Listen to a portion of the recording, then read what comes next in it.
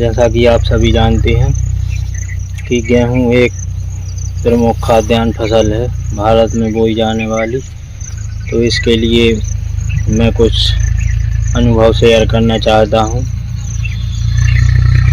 Variety, सबसे पहले तो आप जगह की बात करें तो गेहूं प्रायः सभी प्रकार की जगह में हो सकता है, लेकिन उसके लिए पानी की आवश्यकता पड़ती है। तो आप अपने हिसाब से चयन कर सकते हैं। सबसे पहले बात करेंगे सूखे में होने वाली गेहूं के बारे में।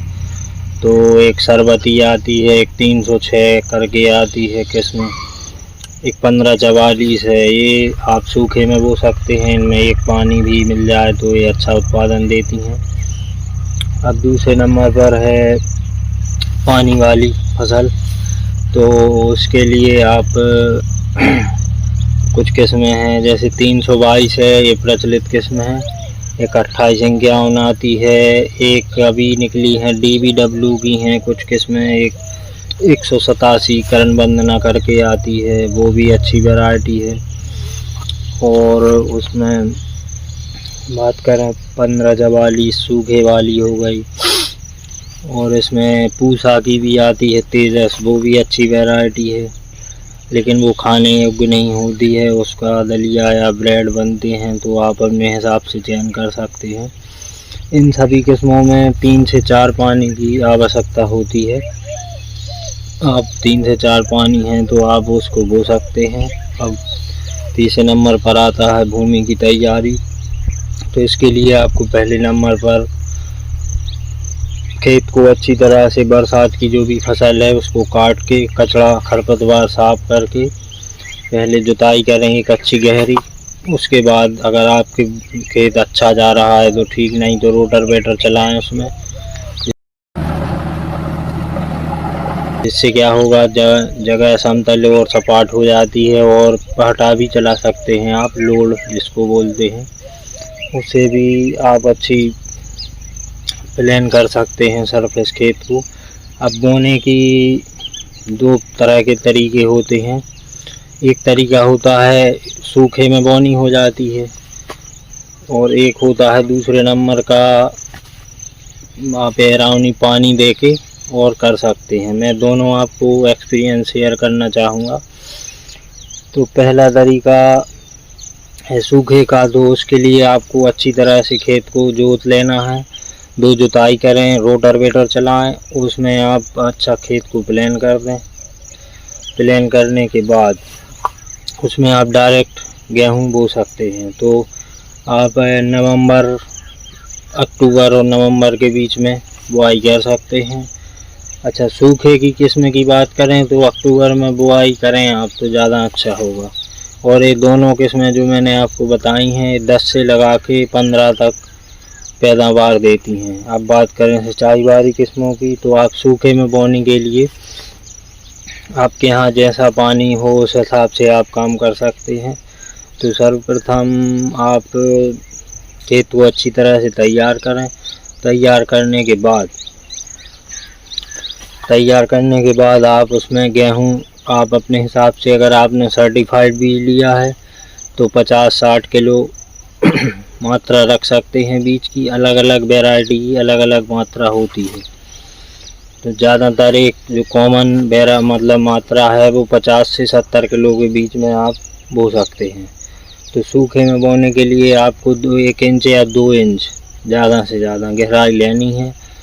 और उसमें खाद की बात करें तो आप यूरिया, DAP, पोटास, ये सब चीज़ें मिला सकते हैं आप अपने हिसाब से।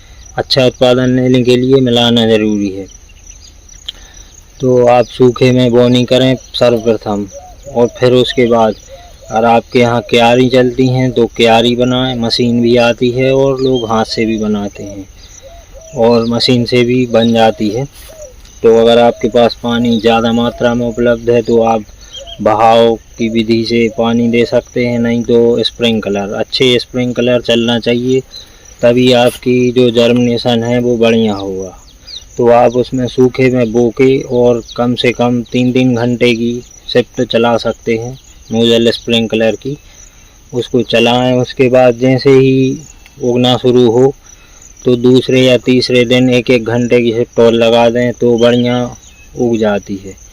अब बात करें जैसा हमारे यहाँ बोनी होती है, तो हम लोग खेत तैयार किया, उसके बाद बढ़िया पानी चलाया उसमें नोजल का, स्प्रिंकलर का या फिर खुला मतलब सीधा बहाव विधि से। तो उसके बाद जब बतर आ जाती है, थोड़ा सा गीला हो खेत, उसमें हम लोग बोनी कर देते हैं। दोनों ही तरीके सक्सेस हैं। ये ज़्यादा सक्सेस है गीले वाला, क्योंकि यार अन्यथा लाइट ख़राब हो गई या कुछ भी तो उसमें दिक्कत हो जाती है, लेकिन इसमें कोई दिक्कत नहीं होती। इसमें आपने पानी जला दिया, खेत तैयार है, उसके बाद सीधा बोनी कर दीजिए। उसमें भी गहराई आपको ज़्यादा नहीं लेनी है, इतना कि दाने तुक भर जाएं मिट्टी में, तो बढ़िया जर्मिनेशन होता है। उसके बाद बात करें खाद की, तो आप लगभग 2 बार खाद देना है। यूरिया देने के लिए आप पहले पानी में 25 किलो या 30 किलो एकड़ मात्रा दे सकते हैं, फिर दूसरे पानी में यूरिया लगाएं। कुछ लोग क्या करते हैं, पहले ही पानी में दे देते हैं जितना भी डालना है उनको, लेकिन हाँ 2 बोरी एकड़ बढ़िया होता है, सफिशिएंट है, इतने में आपका काम हो जाएगा। तो आप ऐसा भी कर सकते हैं। अब बात करें कचड़ा की दवाई की, तो कचड़ा की दवाई में आप 2 वैरायटी की, एक 2,4-D आती है और एक आती है वो जो मामा चारा होता है उसको डालने के लिए, तो वो भी आप डाल सकते हैं। तो जब आपका दूसरा पानी लगे गेहूँ में, इतनी बड़ी लगभग हो जाए, तब आपको डालना है। तो दोनों आप सावधानी से दुकानदार से पूछ के और आप दवाई ले सकते हैं, उसको डालें, बढ़िया रिजल्ट है। अगर नहीं है कचड़ा तो ना डालें, क्योंकि वो नुकसान करती है, फ़ायदा भी करती है। कुछ लोग कहते हैं फ़ायदा करती है, लेकिन दवाई है, कब तक ज़्यादा अच्छा फ़ायदा करेगी। तो आप इस हिसाब से कर सकते हैं। और लगभग 3 से 4 पानी उपलब्धता के अनुसार देना है आपको। उसके बाद बात करें कटाई की, तो जब बाल ऐसी अपन पकड़ें और टूट जाए, मतलब ऐसी पट्ट की आवाज़ आए, तब आपको हार्वेस्टिंग करवानी है। बढ़िया सुखा के फिर भंडारित करें और आप बेच भी सकते हैं। भंडारण करने के लिए मैं अपना पर्सनल अनुभव शेयर करना चाहूँगा। हमारे यहाँ लगता है बंडा क्या होता है कि भूसा में रख देते हैं, तो उससे गेहूँ ख़राब नहीं होता। तो आप अच्छा पहले सूख जाने दें, उसके बाद कटाई करें, तो बढ़िया उसमें कीड़े नहीं लगते हैं। और ये सब थी आज की जानकारी। अच्छी लगी हो तो कृपया लाइक करें, शेयर करें और चैनल को सब्सक्राइब ज़रूर करें। बहुत बहुत धन्यवाद।